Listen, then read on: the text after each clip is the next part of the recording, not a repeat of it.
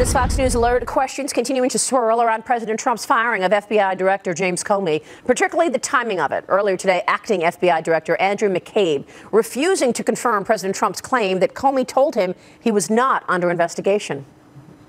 Director McCabe, did you ever hear Director Comey tell the president that he was not the subject of an investigation?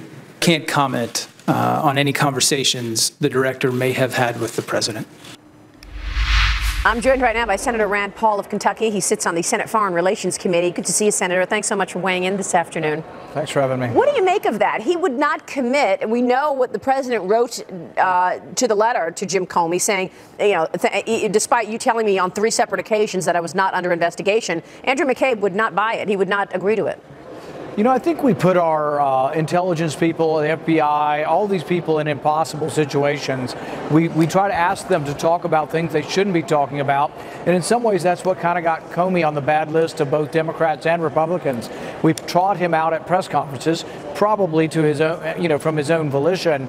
But we put him out there and then we ask him all these questions about investigations. And really what you want from like an FBI director is one who really doesn't comment or puts out a sentence, in a written sentence as a statement and doesn't do press conferences, because we trap these people into talking about things they just really aren't comfortable talking about, and that gets them drawn into politics. There was a lot of inconsistency around Jim Comey, and I would say, the relationship between the intelligence community and the president started off pretty rocky. I recognize that there are a lot of agencies, and this is a really big community, so maybe it's a generalization.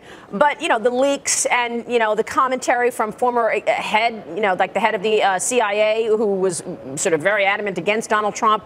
So was that part of it, that there was a group of people that were against him? Well, and this still worries me, and it's one of the most alarming things I've heard in the last couple of weeks was Chuck Schumer's comment when he said that Trump should watch it because if you mess with the CIA, they can get you 6 ways to Sunday. Now, I'm not sure exactly what that idiom means, but it doesn't sound good, and it worries me that one of the top 8 officials, Chuck Schumer, is witness, and he knows what the intelligence agencies can do. Most of what they do is secret even from the rest of the members of Congress, but Schumer's one of the 8 that knows what they can do to an individual. And when he says the CIA will get you if you cross them, that worries me that there's not enough oversight of our intel community.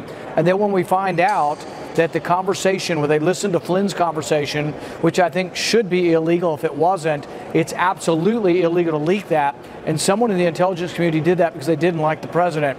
We've got to do more oversight. And that's why I'm proposing more restraint and more rules on what we do with the data that's collected through FISA, through this Foreign Intelligence Court.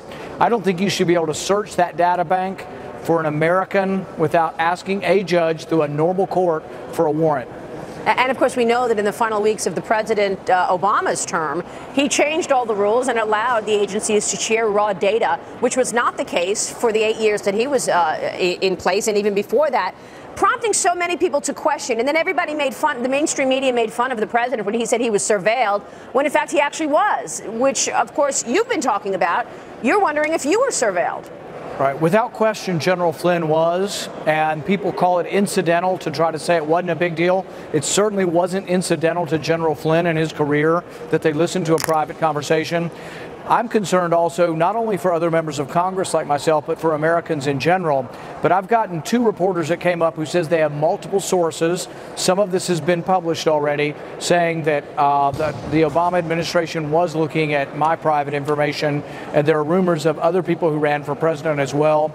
I'm trying to get to the bottom of this. I've asked the White House to look at the logs of all the previous Obama administration people to see if they were searching my name or unmasking me in any way.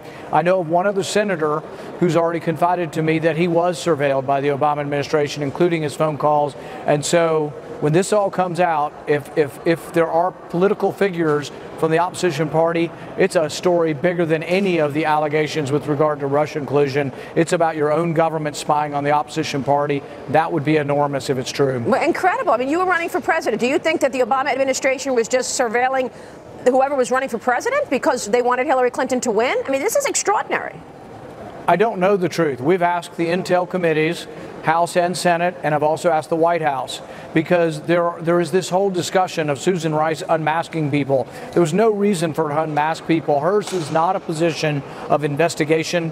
Hers is a political position, and for her to get involved with unmasking Trump officials is alarming. If it happened to other people, it's even more alarming. But we're going to try to get to the bottom of this, and it's a very secret world, and you have to realize it's a world so secret that most members of Congress are never allowed.